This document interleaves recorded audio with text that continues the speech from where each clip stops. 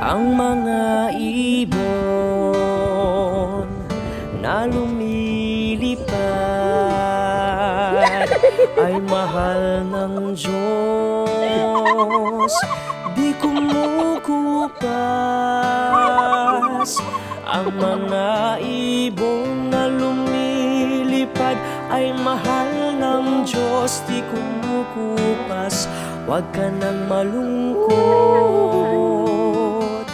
kaibigan ko. Ang mga isla na lumalangoy ay mahal ng Diyos,